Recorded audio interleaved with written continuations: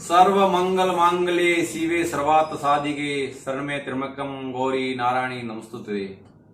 दोस्तों, माँ दुर्गा का नवरात्र चल रहा है जो शक्ति का अपरंपार भंडार है। तो आज माँ दुर्गा के बारे में, उनके नवरात्रि के बारे में हम जानेंगे कि नवरात्रि क्या है, विजय दशहरा क्या है। तो माँ दुर्गा के नव रूप है। उन नव रूपों के अंदर श्री माँ शैलपुत्री, श्री ब्रह्माणी, श्री कुष्मांडा माँ, श्री स्कंद माता माँ, श्री कालरात्रि माँ, श्री कात्यायनी माँ, श्री महागौरी माँ और श्री सिद्धिदात्री माँ, ये माताओं के रूप है, नौ रूप है। और विभिन्न प्रकार के 9 कलर भी है। 9 कलर है, हरा, पीला, नीला, जामुन, सफेद, ये सारे 9 कलर है। तो दोस्तों, इस नवरात्रि से हमें क्या सीखने को मिलेगा? इसका ये नवरात्रि किसका प्रतीक है? हम अपनी जिंदगी के अंदर इस नवरात्रि से क्या सीख सकते हैं, उसके बारे में। हमारे ऊपर ये जो त्योहार है, अपनी शक्ति को जगाने का त्योहार है, अपनी शक्ति को कई गुना जगाने का त्योहार है और अपने जीवन के अंदर रंग भरने का त्योहार है। हमारे जीवन के अंदर विभिन्न प्रकार के रंग होने चाहिए और जब तक आपके अंदर शक्ति है तब तक आप कुछ कर सकते हैं। बहुत सारे लोग महत्वपूर्ण कार्यों को बुढ़ापे के अंदर टाल देते हैं कि ये अभी काम करने जैसा नहीं है, इसको बाद में करेंगे। लेकिन दोस्तों, मैं आपको बताता हूं, जब आपके पास असीम शक्ति का भंडार है तभी आप कोई भी काम कर सकते हैं। और जिंदगी के अंदर जब तक आपके अंदर बहुत बड़ी शक्ति भरी हुई है तो आप क्या क्या काम कर सकते हैं। तो ये जो नव दुर्गा का बात बताइए, ये अपने 9 शरीर के अंदर 10वां द्वार बोलते हैं, 9 द्वार है, जिसे कुंडलिनी जागृत भी कहते हैं। बहुत सारे लोग उसे कुंडलिनी जागृत कहते हैं। तो ये जो कुंडलिनी है, ये मूलाधार से, नाभि के नीचे से, वहां पे नाभि से 4 अंगुल नीचे से शक्ति का केंद्र होता है और वहां से पूरी पूरी शक्ति अपने शरीर को संचालित करती है। आप नाभि के नीचे 4 अंगुल अगर हाथ लगा के देखेंगे तो वहां बहुत ही आपको गरम गरम सा महसूस होगा। वहां की पूरी एनर्जी, वहां की पूरी शक्ति हमारे पूरे शरीर को संचालित करती है और उसके नीचे रहता है मूलाधार शस्त्र। तो बहुत सारे लोग, बहुत सारे साधु महात्मा होते हैं, वो एक ही चीज पे फोकस करके और अपनी शक्ति का ऊर्ध्वागमन करते हैं और शक्ति का ऊर्ध्वागमन करके वो सहस्त्र साल तक शक्ति लेके चले जाते हैं और इस दुनिया के अंदर बहुत बड़े बड़े काम कर जाते हैं। इस मनुष्य का जीवन जो हुआ है, जो मानव से महामानव की यात्रा है, तो उसके अंदर इस शक्ति का विस्तार से 9 दिनों के अंदर ये बताया गया है कि 9 दिन तक हमें नवरात्रि के अंदर क्या करना चाहिए और अपनी शक्ति को हजारों गुना में कैसे ट्रांसफॉर्मेशन करना चाहिए।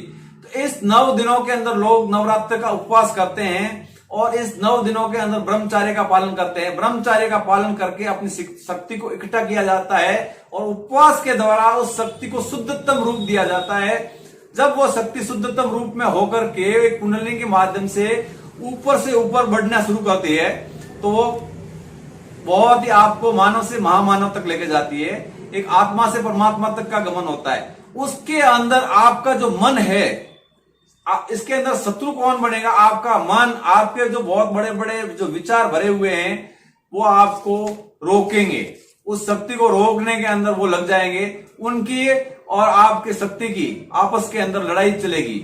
आखिर के अंदर अगर आपने एक ही चीज के कॉन्सेंट्रेट करके और अपनी शक्ति को ऊर्ध्वागमन बनाया तो आप अपनी जिंदगी के अंदर वो सफलतम ऊंचाइयां छू सकते हैं जिसके लिए आपका जन्म हुआ है। दोस्तों, जो मैं आपको बताता हूं, मूलाधार या मूलाधार से आपकी जैसे शक्ति ऊपर आती है तो वो शक्ति आपके वो अंदर जो आती है शक्ति, वो आपके विशुद्ध चक्र, कंठ चक्र, हृदय चक्र, आज्ञा चक्र, सहस्त्रार चक्र, ऐसे अलग अलग चक्रों की यात्रा करते करते चली जाती है। तो इस चक्र जैसे ही वो शक्ति ऊपर की ओर बढ़ती है तो ये शक्ति कौन सी शक्ति है जो ऊपर के ऊपर बढ़ती है? इस शक्ति को बोलते हैं काम की शक्ति। दोस्तों, काम से राम तक की यात्रा, काम ही राम है। बहुत से लोगों ने इसको विशुद्ध कर दिया है, इसको खराब कर दिया है। आप इसके बारे में बहुत सारी चीजें बताई गई है। बहुत बड़े बड़े साधु महात्माओं ने जिन्होंने बताया है कि आप इस काम की शक्ति को राम की शक्ति में कैसे बदल सकते हैं। इसके लिए साधु महात्मा शादी न करके और अपनी शक्ति को इकट्ठी करके उस शक्ति को ध्यान के द्वारा, ध्यान मेडिटेशन, उस मेडिटेशन के द्वारा और मनन करके, स्मरण करके और उस शक्ति का ऊर्ध्वागमन करके और अपने शक्ति का ऊर्ध्वागमन करके और सहस्त्र सार तक लेके चले जाते हैं। तो जैसे जैसे आप मूलाधार चक्र से ऊपर बढ़ते हैं और उसके बाद में विशुद्ध चक्र, आज्ञा चक्र, हृदय चक्र पे आते हैं, जैसे आप हृदय चक्र पे आते हैं तो आप किसी से द्वेष वगैरह नहीं कर सकते, आपके अंदर प्यार के हिलोले आने लग जाएंगे, आपका हृदय चक्र एकदम विशुद्ध हो गया।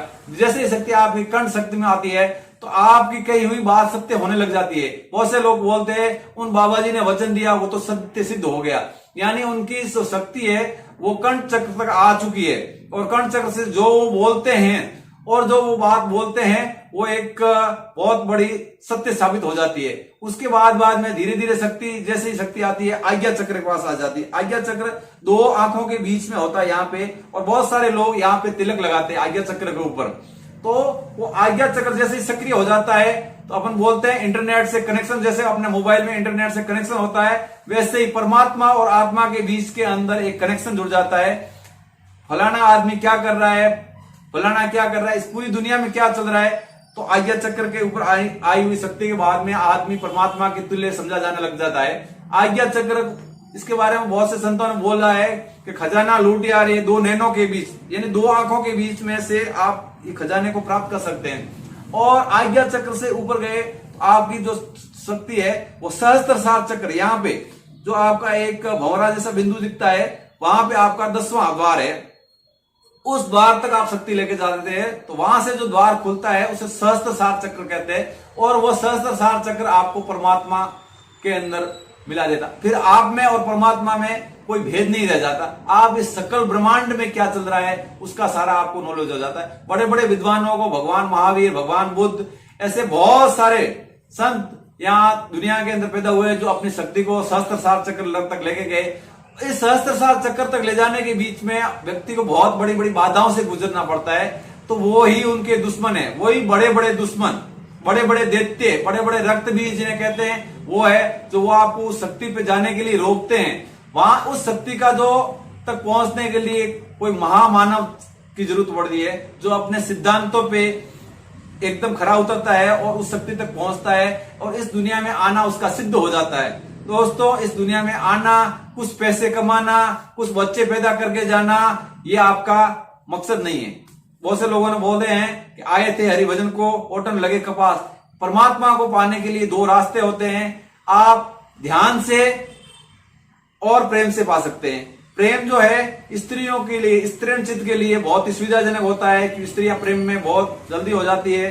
तो जैसे ही आप प्रेम में पिघलते हो, या अगर आप ध्यान में शून्य की अवस्था में आ जाते हो, जब आप सब ये झमेला छोड़ भूल करके अपनी शक्ति को एकत्रित करके एक ही स्थान पर केंद्रित करते हो, उसे आगे से आगे बढ़ाते जाते हो, तो आप परमात्मा तक का सफर तय करते हो। ये नवरात्रि में जैसे ही आप सहस्त्र सार चक्र तक पहुंचते हो तो उसके बाद में 9 से बाद में 10वां आता है विजय दिवस, विजय दशहरा, यानी आपने राम को पा लिया। इस राम से भी जुड़ी हुई कथा है कि राम जी वापस आए तो ये नवरात्रि मनाया गया। ये सब आपके जिंदगी के प्रतीक है कि आप अपने काम के अंदर से अपनी ऊर्जा को राम तक कैसे लेके जाए और इस जिंदगी के अंदर मानव से महामानव तक की यात्रा, आत्मा से परमात्मा तक की यात्रा कैसे पूरी करे और अपनी जिंदगी के अंदर विजय कैसे होए, इसके उपलक्ष्य में नवरात्रि है। तो मैं सारी माता और महाशक्ति को प्रणाम करता हूं कि वो हर किसी को मानव से महामानव तक की यात्रा कराएं। दोस्तों, आपको ये वीडियो कैसा लगा? तो अच्छा लगा है तो अपने दोस्त Harish Vishnu universal legend channel को सब्सक्राइब कीजिए, लाइक कीजिए और ऐसे वीडियो, अमेजिंग वीडियो पाने के लिए अपने दोस्तों को शेयर भी कीजिए। मिलते हैं नेक्स्ट वीडियो में।